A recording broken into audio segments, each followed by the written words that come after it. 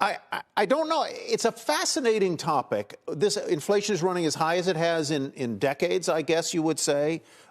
People notice the prices when they drive by the gas stations. Why does inflation take such a large mind share economically? So, I think the way economists view it is inflation creates winners and losers, and it can redistribute things in the economy that isn't necessarily much fun, better for debtors, worse for creditors. In the individual, do your wages rise faster? Do your consumer prices rise faster? But I think to ordinary people, it's a very visceral thing. And it's very much a situation where, even if you have a pay raise, even if your wages are going up, being reminded every single day that everything you buy is more expensive. There's also kind of some shadow inflation of things that are harder to get, shortages, things that make kind of customer service less desirable.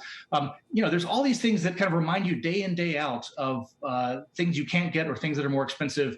And just because you're making a little more on in your paycheck or from government stimulus payments doesn't make up for that in your mindset. It's fascinating. I think we've used the word, Kelly and I, around here, the scarcity economy, and labor is scarce, supplies are scarce, cars are scarce, and so on and so forth. It seems to me also that while by virtually every measure, the economy is in better shape than it was in 2009, 2010, and so forth, people don't feel that way.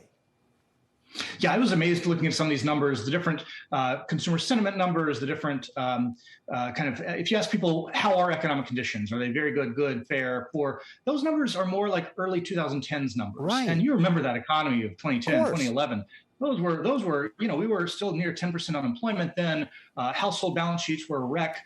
So this, it's really crystal clear in the data that in terms of the labor market incomes, things are much better now than they were then. But in terms of sentiment on kind of how are things, we just say, how are things going? How's the economy doing? You get numbers more like then than like 2019. I don't mean to be insensitive here at all, because obviously inflation affects certain people more than it affects other people in the economy.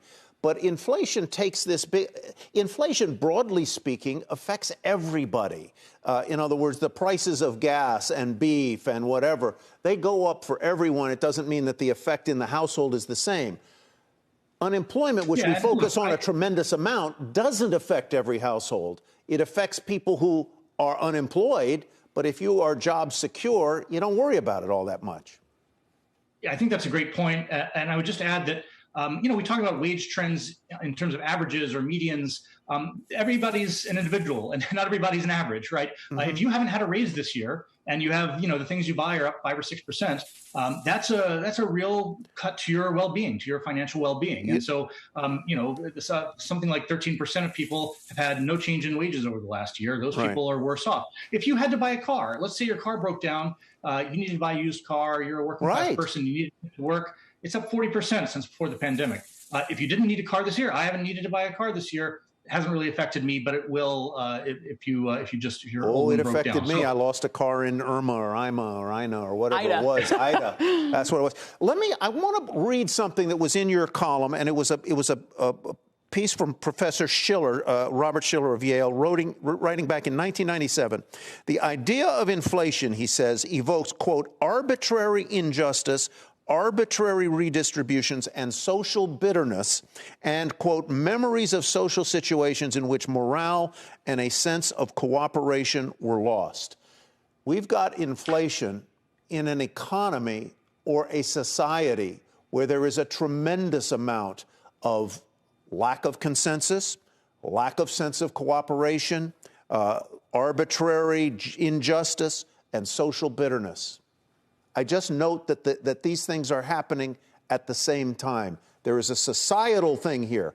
People are angry. They just don't like the way it is. They didn't like it under Trump. They don't like it under Biden. They're angry. They're finding anger in every corner. And now inflation compounds it. I think that's exactly right. And that's what I think people in the kind of economic policy world, which is kind of the world I inhabit, didn't really think through quite well enough. 5-6% inflation like we're seeing, if it's only for a year or two, it's not the biggest deal in the world. if you look at it from a kind of Econ 101, how does this affect different groups? But if you're already really, angry at the situation, you think life is unfair, you think the government's corrupt, you think, things are kind of random and not treating you fairly, that can really stoke some outrage in ways that really showing up in the polling data right now.